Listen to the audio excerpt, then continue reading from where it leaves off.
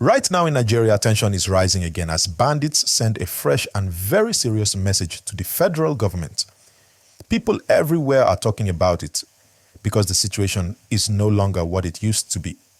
It's getting heavier, and the kind of message these bandits are putting out is worrying not just the government but also the ordinary people in our communities. Many villages across the northwestern part of Nigeria, Zamfara, Katsina, Sokoto, Kebbi, and Niger, are living in fear. The bandits are not hiding anymore. They are speaking out, sending words through videos and statements, saying they are tired of being chased and bombed by the military. They're warning the government to stop airstrikes and threatening that if attacks continue, they'll strike harder. And that, my people, is the kind of message nobody wants to hear right now. Please, before I continue this story, if you are watching this video, make sure you like this video and subscribe to this channel. It helps this kind of important news reach more people. Don't forget to hit that like button and subscribe right now. Now, back to the gist. In Zamfara state, just recently, villages were attacked again, and families were forced to run away in the night. Many houses were burnt, and several people were kidnapped.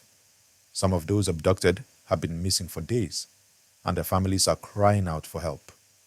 The security operatives have been trying their best, but the truth is the bandits are becoming more organized. They move fast, mostly on motorbikes, strike suddenly, and disappear before soldiers arrive. Community leaders have been speaking up. They're begging the government to take stronger action, not just to chase the bandits, but to also protect the villages and support people who lost everything. Some are even saying that the only way forward might be through real peace talks, because people are tired of seeing their families taken, their farms abandoned, and their homes destroyed. But here's where it gets even more interesting. Some local leaders in Katsina and Zamfara have actually been holding secret peace meetings with the same bandits. They call them dialogues for peace. But many Nigerians don't like the idea. They believe it's wrong to negotiate with people who've caused so much pain. Others say, if it will stop the killings, then why not? It's a tough debate. Peace through dialogue or peace through force. And the bandits seem to know this confusion is happening. That's why they send their messages. In one of the recent ones, they told the government directly that if the military continues to bomb their camps, they'll start targeting more government officials and even major roads. That's a big threat, and it's one that has made a lot of people very nervous. By the way, if you're just joining, please like this video and subscribe now. I want you to stay updated because we always bring you real-time stories with real facts. Your support keeps us going. Now, the question many people are asking is, how did we even get here? How did banditry grow into something this powerful? Years ago, these were small gangs stealing cattle. Now they're heavily armed, holding territories and even negotiating publicly. Some analysts believe that poverty, unemployment, and weak security systems created a space for these groups to grow. When the government doesn't reach certain rural areas, these groups take over, acting like mini governments, collecting money from villagers and enforcing their own rules. In some places, they even collect what they call tax from farmers before allowing them to harvest crops. Imagine that. Citizens paying criminals just to live in peace. It's painful, it's sad, and it's the reality many northern communities are facing today. A lot of you watching this may be wondering, is the government doing enough? Well, security agencies have been launching operations. The Air Force has carried out several airstrikes in forests believed to be hideouts of the bandits. The army and local vigilantes have also been on the move. In some cases, they've successfully rescued kidnapped victims. But even with those successes, new attacks keep happening, showing how big the problem really is. Let me remind you again, my people, please like this video and subscribe. It's free, and it helps this kind of important story go far. Now, let's talk about the political side of this issue. Some politicians are saying that peace talks are necessary because using only force hasn't brought lasting peace. Others argue that amnesty or negotiation will only make things worse because it tells criminals that if they kill or kidnap enough people, they can just come forward later and get pardoned. That's a dangerous signal. And they might have a point. In the past, there have been amnesty programs where bandits were forgiven and given financial support to start new lives. But after some months, some of them returned to the forest. Why? Because there was no follow-up, no long-term plan, no real reintegration. And when they go back, they return stronger. That's why many Nigerians are asking the government to focus more on justice, not just negotiation. But peace isn't just about fighting or forgiving. It's also about solving the real problems that make young people join these groups. In many villages, there's no school, no hospital, no good road, and no job opportunities. When frustration grows and survival becomes difficult, crime looks like the only way out for some. So if we want to end banditry, we must also invest in people, education, jobs, and community development. Now, let's not forget the human side of this story. For every attack we read about, there are families crying silently.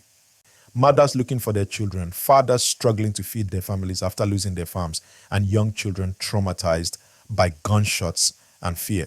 Some of them will never forget what they've seen. We need to remember these victims because they are not just numbers. They are Nigerians like you and me. If you agree that we need to focus on the people and not just the politics, please like this video now and subscribe to the channel. I want to know your thoughts in the comments too. Do you think negotiation can bring peace, or should the government use only force? Let me know what you think. I'll be reading every single comment. Now, another twist to this story is that the more these attacks happen, the more people lose trust in the system. Some villagers no longer report crimes because they believe nothing will be done. Some even say they feel safer relying on local vigilante groups than on police. That kind of feeling is dangerous for any country because when citizens lose faith in their own government, insecurity spreads faster. But to be fair, the military has been working day and night. There have been recent successes. Several bandit leaders were reportedly neutralized and weapons recovered. Airstrikes have destroyed some camps deep inside forests, and some victims have been rescued alive. These are good steps, but they must continue consistently. Still, there's something deeper that many experts keep saying. You can't bomb poverty. Meaning, military action alone can't end insecurity. We must fix the root causes too: hunger, unemployment, and lack of education. Now imagine this. Some of the same areas facing attacks are rich in minerals and natural resources, yet the people there live in poverty. That imbalance is part of why anger grows. People see wealth leaving their lands but don't benefit from it. When that happens, criminal groups easily recruit from frustrated youth. And here's another worrying part. The more violence grows, the more displaced people we have. Families forced to flee their homes are now living in camps, depending on charity for food and shelter. Many children in these camps are out of school, and that means an entire generation could grow up without education, making them vulnerable again to the same cycle of crime. Please, if you're watching and you care about this country, show support by liking this video and subscribing right now. It might seem small, but your engagement helps spread awareness about what's happening. Now, let's talk about something that's been making people talk. The way the bandits now act like they are in charge. Some even record videos threatening the government or showing off weapons. It's shocking that criminals are now so bold that they communicate publicly, sometimes even with journalists. They are trying to send one clear message. They want to be seen. They want to be heard. And they want to be feared. That's why the federal government is under serious pressure to act. The president has ordered more coordination between the army, air force, and police. He's also called on governors to cooperate and share intelligence because the criminals move across states, not just one. Even as those efforts continue, civilians are still bearing the weight of the problem. In some villages, people sleep in the bush every night just to avoid being attacked at home.